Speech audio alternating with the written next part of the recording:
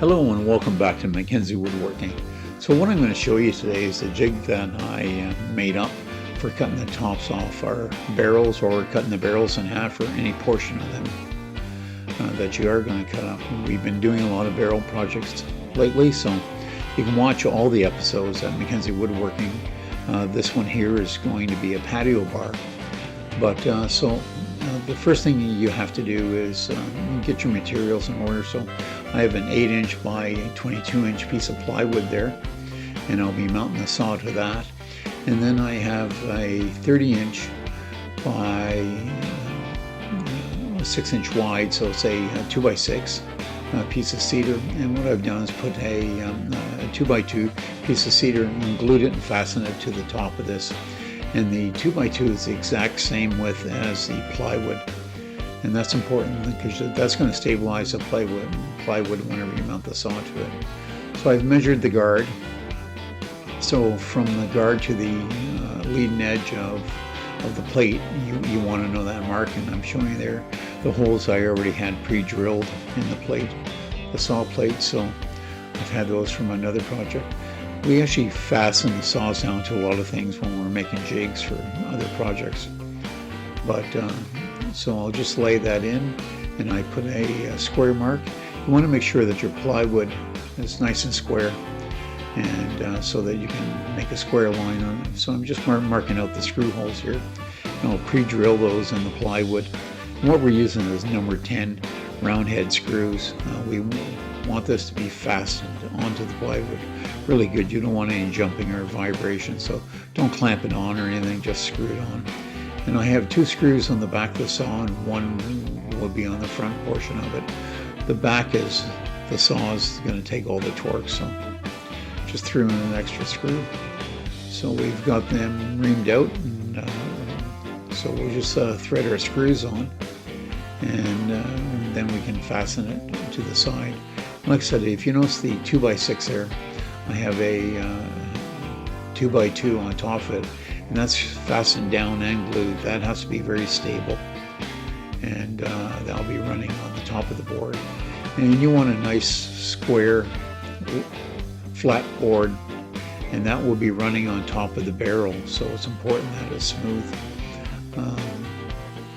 If you wanted to, you could even put some tape on it. You can put some packing tape or tuck tape on the bottom of it so it runs smooth.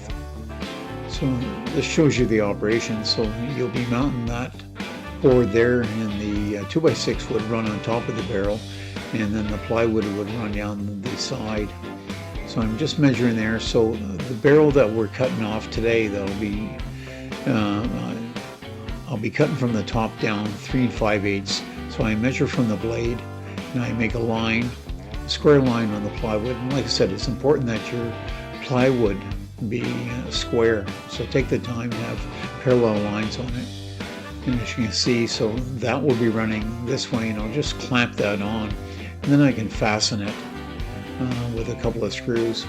But it's important that that line is square. So you just turn it upside down on your bench or wherever you're working. I just lay that on and bring it up to the line. Make sure it's exactly where I want it, because you don't want your blade to be going not true into the barrel. You want it to go in nice and straight. So I just clamp that down with a couple of vice grip clamps, and then I'll take it over to the barrel and give it a try. These vice grip clamps really work good for this application. You can just clamp it in and tap it in. But so I guess you can probably see what's the operation's going to do now. There's the barrel we'll be cutting off, and so I'll be cutting between the back hoop, black hoop, and the top there. And there it is. I just rolled it outside. And you always want to do a check once you get this all on. Before you put screws into the plate, we'll be fastening the plate in. So I've checked it and made sure that it's where I want it to be. And then I'll just screw it, the plywood, to the 2x2.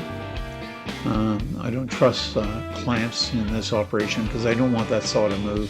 So the saw is fastened good to the plywood, and then the plywood will be fastened to the guide board on top.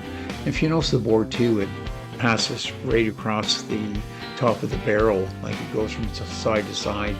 And whenever we're about to cut it, you'll be able to see the operation a lot better. And I'll give you some shots here so you can see the application and how it's being used.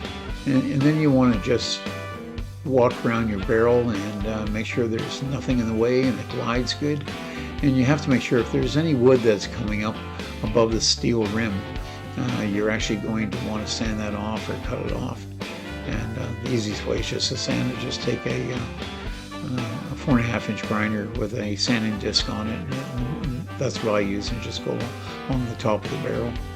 And you can see there, I've checked it all the way around. I've walked all the way around the barrel to make sure there's nothing in the way.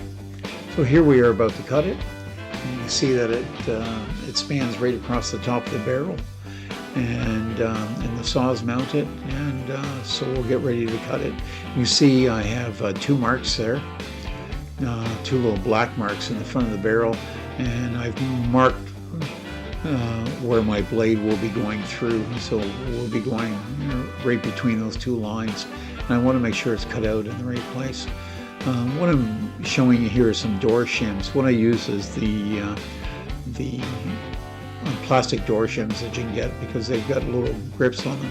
So as you're cutting around, you don't want the barrel to fall down on the blade and jam the blade. So as I make my cuts, I'll just take those door shims and put them into the gap that's been created by the blade, and it'll keep the barrel portion up in the air so it won't jam on the blade.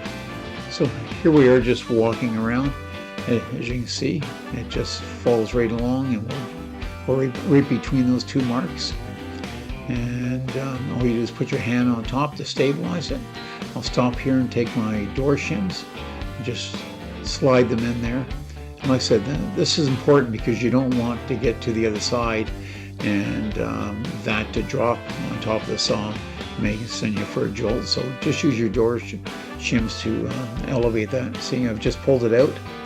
And we just walked all the way around, and there it is. You can see how nice and clean the cut is. It's absolutely perfect. And you can slide the barrel top back and forth on it, or move it around on it wherever you want. But it's, you see here, you see how flat it is. There's no ridges, no jumps. And it's safe because your saw is well melted down. So there it is again, and it's take time to build the jig, because you can just put it aside and use it for a lot of different projects. We've made quite a few barrel projects, so you may want to check out the other projects that we've made. That's at Mackenzie Woodworking. So thanks a lot for watching, and if you like this, subscribe. Keep me going.